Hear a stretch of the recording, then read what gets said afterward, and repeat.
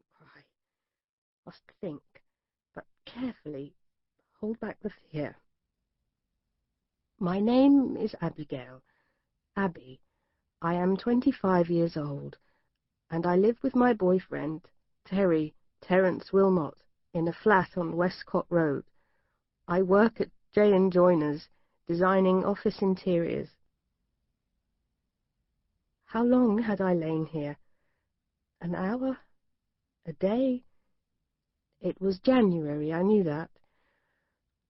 I tried to think of the last day I clearly remembered, but it was like looking into fog. Why was I here, and what was going to happen to me? Dread ran through me. He could starve me. He could rape me.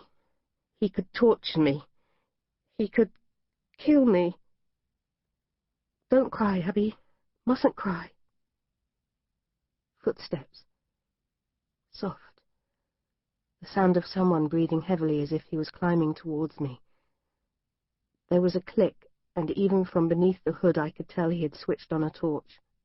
I could see through the grain of the fabric. "You're wet, silly girl."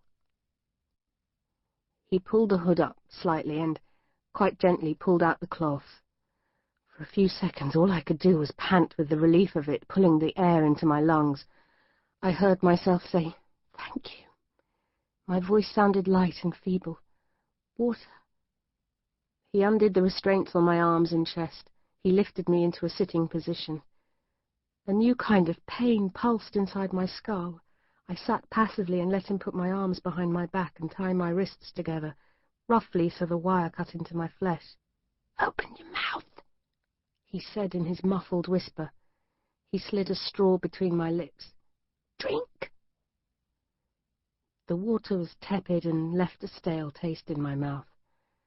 He put a hand on the back of my neck and started to rub at it. I mustn't cry out. I mustn't be sick. His fingers pressed into my skin. "Where do you hurt?" he said.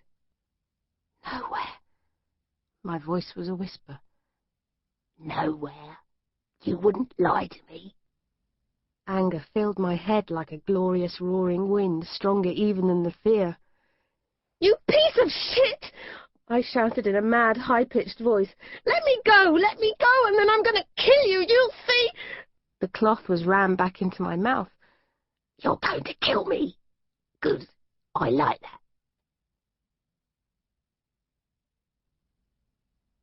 My ankles and wrists were tied now, my mouth gagged and a hood over my head, but I wasn't tied to anything anymore. I struggled into a squatting position, then slowly stood up. My head bumped against a roof. I sat down again, panting. I was somewhere up high.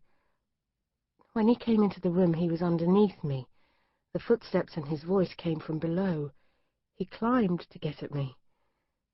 I stretched my feet in one direction and felt only the floor.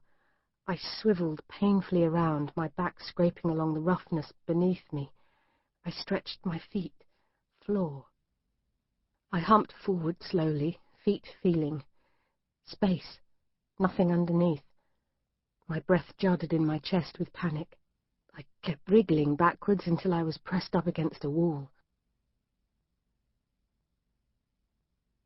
There was a change of texture in the blackness around me, a sound and a smell. Once again that hoarse, croaking whisper. "I'm gonna take your gag out. If you shout, I'll bleed you like an animal. If you've understood, nod." I nodded frantically. The hands, large, warm, fiddled behind my neck. The knot was untied. The cloth pulled roughly from my mouth. As soon as I was free, I coughed and coughed. I felt the straw pushed into my mouth. I sucked the water until it was gone. "There," he said. "There's a bucket here. Do you want to use it?" "What do you mean?" Get him talking. "You know, toilet." He was embarrassed. Was that a good sign? "I want to go to a proper one." "It's a bucket, or you can lie in your own piss, sweetheart."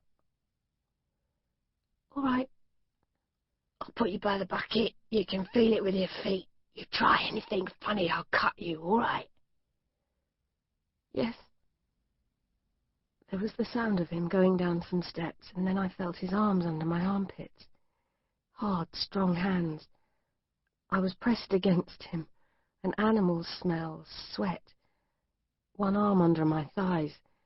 Nausea in my throat. Swung across and put down lightly on a rough floor. My hair was seized, and I felt something hard against my neck. You know what this is? No. It's a blade. I'm going to untie the wire holding your hands. Try anything and I'll use it. I felt pressure as he freed a knot behind my back. He stepped away. Go ahead, he said. You'll have the bucket again tomorrow morning. Tomorrow morning? Good. Some information. I unfastened my trousers, pulled them and my knickers down, and sat on the bucket. You mustn't do this, I said as I stood up again.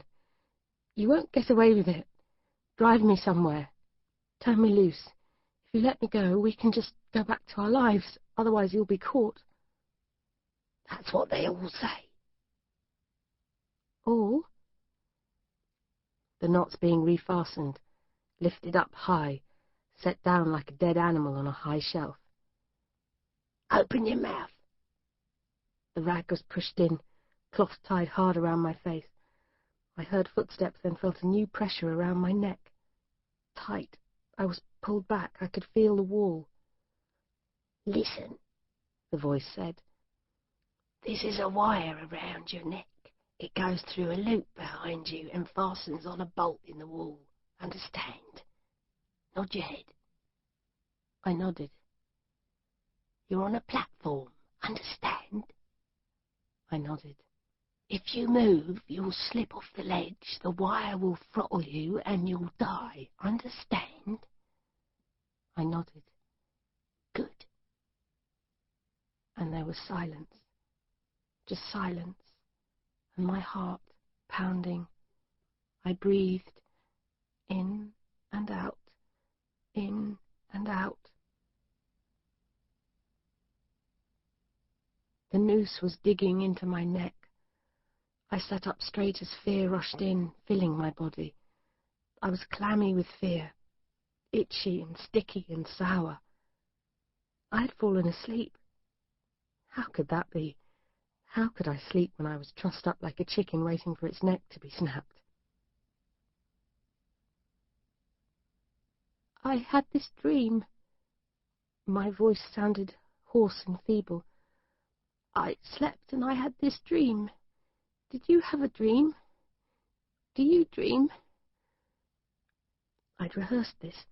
I didn't want to tell him personal things about myself, and I didn't want to ask him anything specific about himself, because if I knew anything about him, he could never let me go.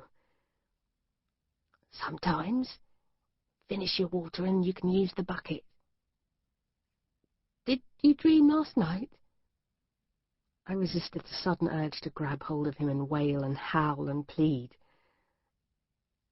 You can't dream if you haven't slept. You didn't sleep? Do you have insomnia? I tried to appear sympathetic.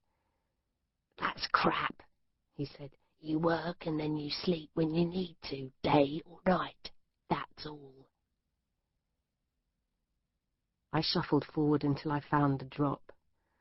I struggled into a sitting position. It couldn't be that high. He had stood beneath me and lifted me down. 4 feet, maybe 5. I took a deep breath and shuffled forward a few inches more, so I was teetering on the edge. I would count to 5, then I'd jump. 1, 2, 3, 4. Wheezing laughter. He was watching me, squatting in the dark like a toad. A sob rose in my chest. Go on then, jump. See what happens when you fall. I shifted myself back against the wall and lay slumped there. Tears rolled down my cheeks. You dunno, do you? He said. When I'm here and when I'm not, I'm quiet like. Eyes in the darkness, watching me.